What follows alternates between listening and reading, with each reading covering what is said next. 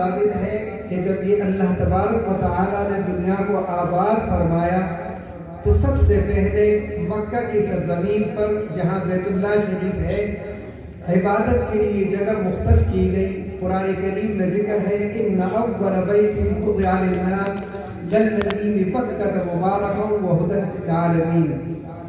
نبی کریم صلی اللہ علیہ وسلم جب مبعوث ہوئے اور اہل مکہ پیغمبر صلی اللہ علیہ وسلم کو مکہ مکرمہ میں اور بیت اللہ شریف میں عبادت کرنے نہیں دیتے تھے، خود پیغمبر اور صحابہ کرام پر ظلم و ستم کیا کرتے تھے، تو دار ارقم نامی ایک جگہ کو مختص کیا تھا، وہاں پر تعلیم و تعلم اور عبادت کا سلسلہ جاری تھا۔ لیکن جب نبی کریم صلی اللہ علیہ وسلم مکہ سے مدینہ منورہ تشریف لے گئے، یہ بات قابل غور ہے کہ ابھی مدینہ منورہ پہنچے نہیں تھے، مسجد قباء جہاں پر قائم ہے وہاں جب پہنچے اور آزاد اسلامی ریاست کی بنیاد رکھی گئی تو وہاں سب سے پہلے مسجد قباء کی بنیاد نبی کریم صلی اللہ علیہ وسلم نے رکھی۔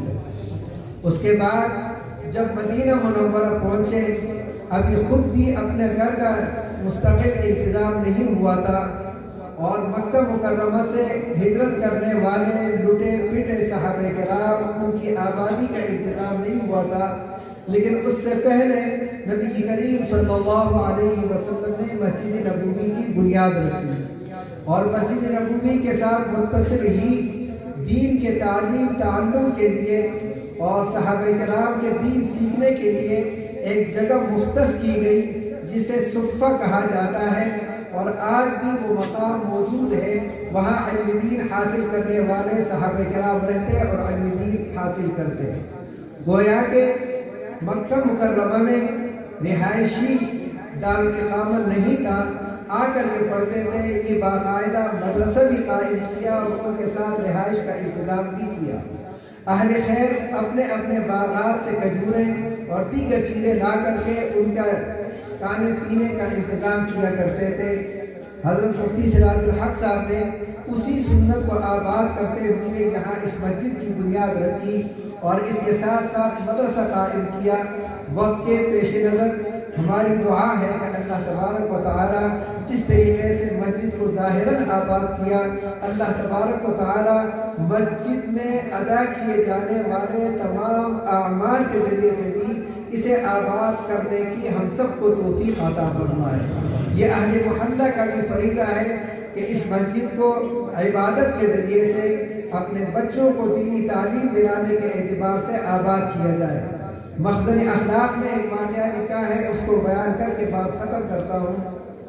کہتے ہیں کہ ایک تلی تھا، تلی وہ شخص جو تیل نکالتا ہے، آج کل تو ہر چیز مشینوں میں آ گئی، پہلے زمانے میں لوگ بادام سے، تل سے، اسی طریقے سے کوبرے سے تیل نکایا کیا کرتے تھے۔ تو ایک تلی کو بادشاہ نے بلایا اور پوچھا کہ ایک من بادام سے کتنا تیل نکلے گا، وہ ماہر تھا، اس نے اس کی تعداد بتا دی۔ اس کے بعد پوچھا، کلو کا پوچھا، چٹان کا پوچھا، وہ بتاتا رہا۔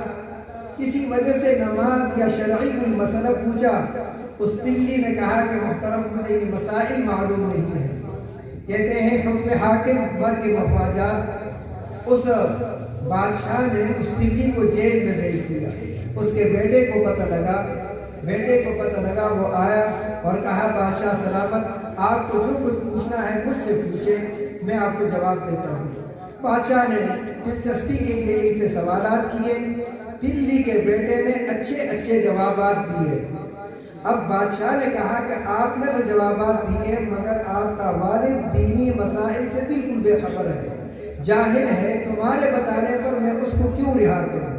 اس نے بڑا عجیب جواب دیا، کہا بادشاہ سلامت، یہ غلطی میرے باپ کی نہیں تھی، میرے دادا کی تھی۔ میرے دادا تلی تھا، اس نے اپنے ساتھ اپنے بیٹے یعنی میرے باپ کو اس کام میں لگایا، میرے باپ نے اس میں مہارت حاصل کی، لیکن میرے باپ کو اس کا احساس تھا تو میرے باپ نے مجھے دین کی تعلیم دی، چنانچہ میں آج آپ کو جواب دے رہا ہوں۔ تفسیر راضی میں یہ واقعہ لکھا ہے کہ ایک ایک شخص کا انتقال ہوا، اس کے بعد حضرت عیسیٰ علیہ السلام کا گزر قبر پر ہوا۔